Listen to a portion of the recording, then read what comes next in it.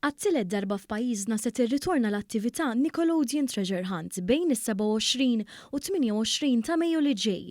Dan l-avveniment mifrux fuq jumejn se jkun qiegħed jara l-Belt Valletta tinbidel festival għal familji li jinvolvi karattri ta' animazzjoni popolari ma' tfal li jinkludu SpongeBob SquarePants, Paw Patrol, Transformers u Baby Shark.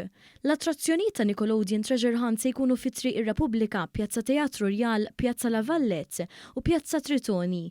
Il-programm ta' attivitajiet se jinkludi wkoll logħob famla ta' Treasure Hunt għal familji u tfal, f'attrazzjonijiet turistiċi oħrajn li jinkludu Ardalam, Ħaġar Qim, l-Imnajdra, il-Park Arkeoloġiku, il-Mużew Nazzjonali tal-Istorja Naturali u l-Katakombi ta' San Pawl.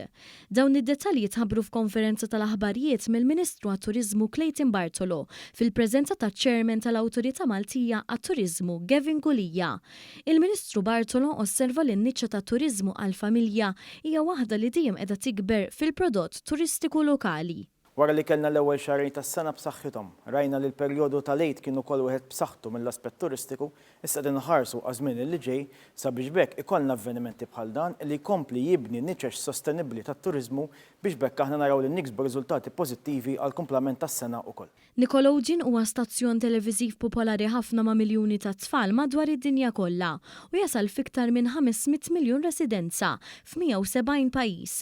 Iċ-Chairman tal-Awtorità Maltija għat-Turiżmu Gavin Gulija spjega kemm hu ta' importanza li Malta tikkolabora ma' ditti barranin bħal Nickelodeon li għandhom fama mondjali. Huwa suċċess anki għaliex huwa varjat mis-snin ta' qabel għaliex il-karattri li għandna mdorrijin bihom jinbidlu wkoll. Fi għandna karattri illi diġà esponu ruhom fl-edizzjonijiet ta' qabel, però għandna karattri oħrajn li huma ġodda u għal dan jżid il-valur miżjud għal dan il-prodott illi l-Awtorità Maltija tat-Turiżmu qiegħda tinvesti.